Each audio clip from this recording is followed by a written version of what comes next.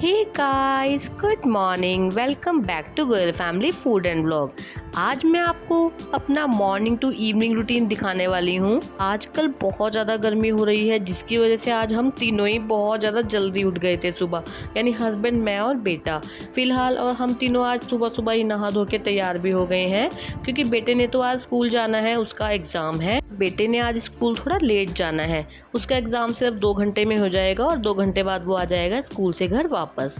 तो फिलहाल आज मेरे पास काफ़ी सारा टाइम है सुबह के समय में। तो मैं सबसे पहले ना, हस्बैंड रात को सब्जियां लेकर आए थे ढेर सारी, तो वो मैं फ़िलहाल धोकर रख दूंगी। जब कम समय होता है तो मैं फ़िलहाल ऐसे ही पानी में से निकाल कर रख देती हूँ फ्रिज में। लेकिन आज मेरे पास टाइम है तो मैं सिरके और नमक के पानी में सब्जियों को अच्छे से धोकर रख दूंगी सूखने के लिए। जब ये सूख जाएंगी अच्छे से तो मैं इनको फ्रिज में स्टोर कर दूंगी। आजकल बहुत ज़्यादा सुनने को मिलता है कि बहुत सारे दवाइयों का, मतलब केमिकल्स का प्रयोग होता है सब्जियों को पकाने के लिए, तो बहुत ज़्यादा डर लगने लग गया है गाइस। तो इसलिए जब भी टाइम होता है, अगर मैं ऐसे भी रख देती हूँ फ्रिज में, तो भी मैं इस्तेमाल करने से पहले अच्छे से नमक के पानी में या सिरके के पानी में सब्जियों को धोकर फिर ही इस्तेमाल करती हूँ। फिलहाल आज स्कूल हम दोनों में से किसी एक को छोड़कर आना पड़ेगा बेटे को, क्योंकि कुछ बात भी करनी है स्कूल में। तो फिलहाल हस्बैंड कह रहे हैं कि आप ही छोड़ आना, तो चलो आगे देखते हैं कि क्या होगा। फिलहाल तो मैं सभी सब्जियों को फटाफट से साफ करके सुखाने के लिए रख देती हूँ। और गाइस, ऐसा नहीं है कि मैं एक ही पानी में सभी सब्जियों को धो देती हूँ, मैं काफ़ी बार पानी बीच बीच में बदलती रहती हूँ, यानी सब्जियों की क्वांटिटी के अकॉर्डिंग है। आज सब्जियाँ ज़्यादा हैं तो मैं कम से कम 2 से 3 बार पानी को बदलूंगी सब्जियों को धोने के लिए। मनन, या इसमें से एप्पल दे दे। फ्रिज में से एक एप्पल तेरे लिए एप्पल धो लूं फटाफट। ये रहे ऊपर साइड में, वो देख ऊपर साइड में।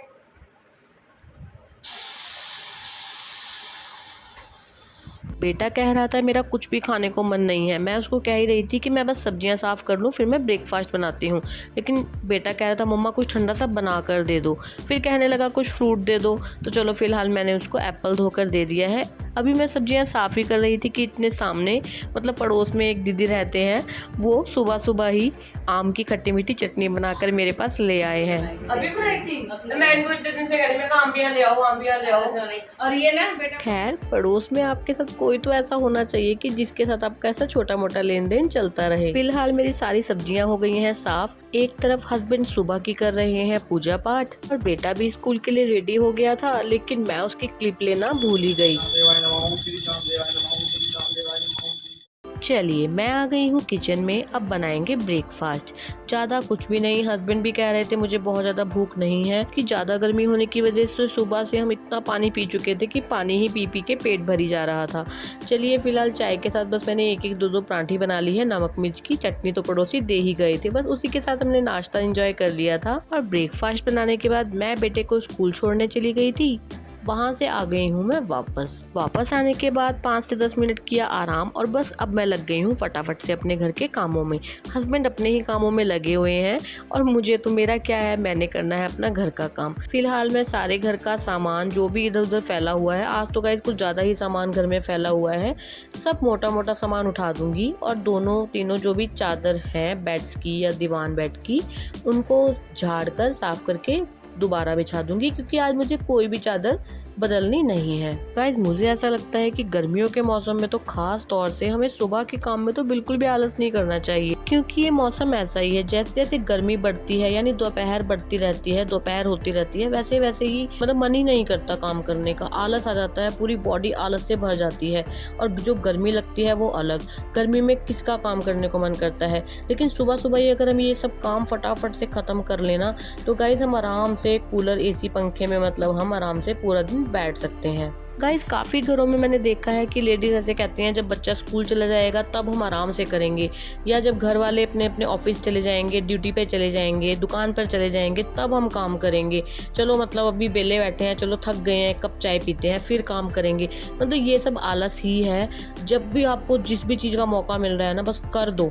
मतलब अगर आपको बीच में 15 मिनट मिल रहे हैं, या मतलब घर का और कोई पर्सन बोल रहा है कि अभी थोड़ी देर में नाश्ता करूँगा, तो आप वेट मत कीजिए, उतनी देर में फटाफट डस्टिंग कर दीजिए, सामान उठा दीजिए, चादरें झाड़ दीजिए, जो जो काम आपका हो सकता है फटाफट कर दीजिए। हम मतलब इन्हीं चीज़ों में हम आलस कर जाते हैं, जिसकी वजह से हमारा काम बहुत ज़्यादा लेट हो जाता है। चलिए खैर, आपने मेरे काफ़ी व्लॉग्स में देखा होगा कि मेरे बेडरूम में एक हैप्पी बर्थडे का पूरा मतलब एक कर्टन, फॉइल कर्टन क्या बोलते हैं इनको, मतलब ये लगे हुए थे, पूरा एक बैलून्स लगे हुए थे। तो मेरा बेटा इनको उतारने ही नहीं देता था कि मम्मा अच्छे लग रहे हैं, लगे रहने दो, लगे रहने दो। हस्बैंड रोज बोलते थे इसको उतारते क्यों नहीं, उतारते क्यों नहीं। बस आज मैंने फाइनली इनको उतार ही दिया है, लेकिन मुझे ऐसा लग रहा है कि ये कहीं ना कहीं यूज़ हो सकते हैं, मैं इसको फेंकने वाली नहीं हूँ। तो चलो आगे जाके देखेंगे कि मैं इसका क्या करने वाली हूँ। फिलहाल मैंने सारी डस्टिंग कर दी है, नहीं डस्टिंग नहीं करी, सॉरी। अब मैंने मतलब सामान उठा दिया है और सारे बिस्तरे झाड़ दिए हैं, सारी चादरें बिछा दी हैं। रोज की तरह ये सब काम करने के बाद मेरा अगला काम होता है झाड़ू लगाना। और गाइस, मेरी ये आदत है कि झाड़ू लगाते लगाते मैं सिर्फ फर्श पे नहीं, दीवारों पर भी, दरवाज़ों पर भी, हर जगह झाड़ू मारती रहती हूँ। क्योंकि गाइस यहाँ मतलब पता नहीं क्यों यहाँ पर मकड़ी के जाल बहुत ज़्यादा बन जाते हैं, मतलब बहुत जल्दी बन जाते हैं। इस वजह से मैं कॉर्नर्स में, क्या दरवाज़ों के पीछे, ऊपर नीचे दाएं बाएं हर जगह झाड़ू मारती हूँ। और गाइस, जब भी मैं अपने हस्बैंड से बोलती हूँ कि झाड़ू मतलब टूट गई है, नई झाड़ू लेकर आनी है, तो हमेशा हस्बैंड बोलते हैं अच्छा अभी तो लेकर आए थे, टूट भी गई। तो मतलब मुझे लगता है यही कारण है कि मैं झाड़ू का ज़रा ज़्यादा ही एक्सेस यूज़ कर लेती हूँ। गाइस, व्लॉग में तो मैं आपको मतलब बिल्कुल बारीकी से झाड़ू पोछा मारते नहीं दिखाती, क्या मुझे कम से कम झाड़ू मारते मारते ही आधे से पौना घंटा रोज हो ही जाता है। चलिए फिलहाल दोनों कमरों में और मतलब पीछे भी जो मेरे पास एरिया है, सब जगह मैं झाड़ू लगाते हुए बाहर आ गई हूँ। बस अब जो भी एरिया बचा है फटाफट से वहाँ पर भी झाड़ू मार देती हूँ, क्योंकि अभी मेरे पास और बहुत काम बचे हैं गाइस। चलिए झाड़ू लग चुकी है, अब मैं लेकर आ गई हूँ कपड़ा, यानी डस्टिंग करने के लिए। मैं एक हाथ में गीला और एक हाथ में सूखा कपड़ा रखती हूँ।